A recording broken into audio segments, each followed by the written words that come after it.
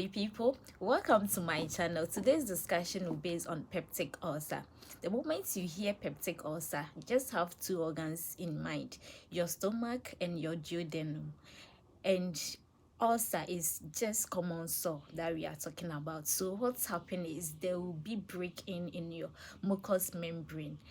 It can be your stomach, which we call it gastric ulcer, or in your duodenum, which is called the duodenal ulcer. So having lesion or break in or sore, one or more sores in your stomach or in your duodenum is called peptic ulcer. So we will talk about what at all causes such case. Talking about causes of peptic ulcer, I hope we are all aware about how dangerous acid can be.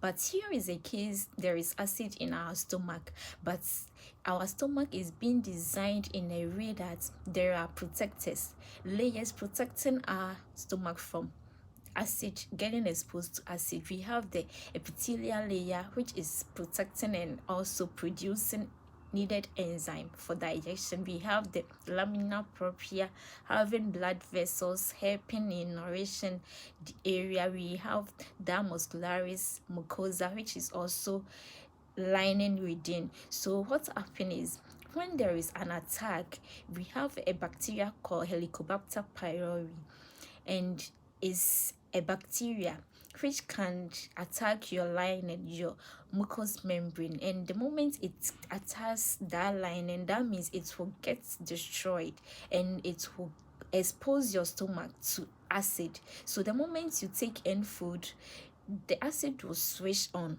or it will show up, and because there is no lining right now to protect your surface from that acid, it will come in contact and it will cause erosion or causing sore within your stomach.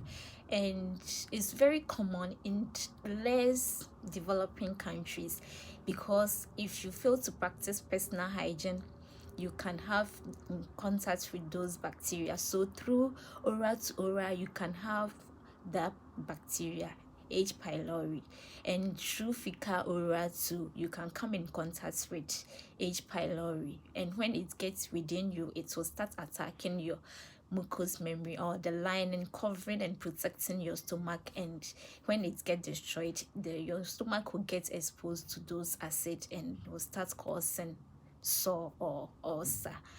And it will be descending to your part called antrum in your stomach. And you know, the organs are continuation, like your duodenum is also continuation to your stomach, and when it's reached that side too, it will cause the ulcer. That's how. We can also talk about medications like non-steroidal anti-inflammatory drugs.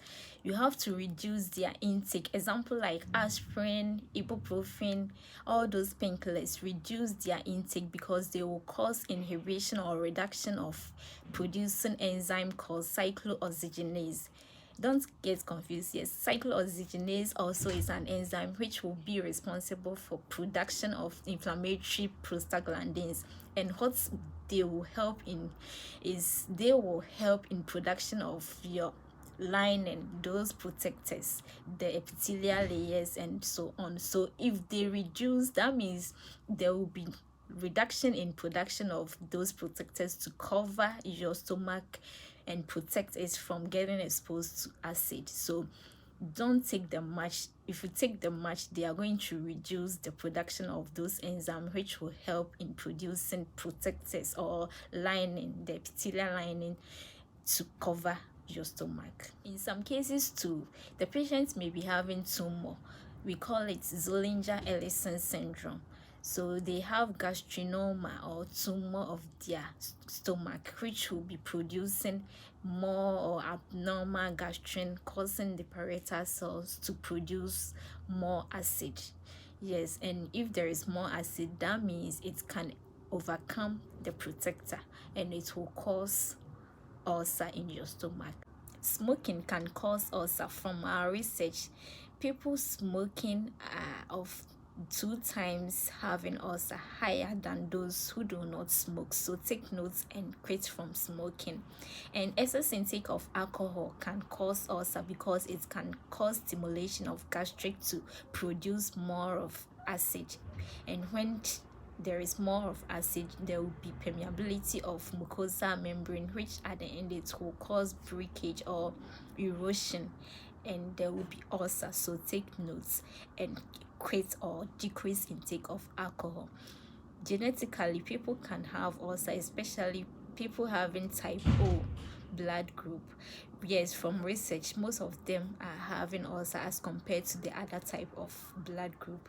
And stress can also cause ulcer, so take notes and reduce stress or manage stress.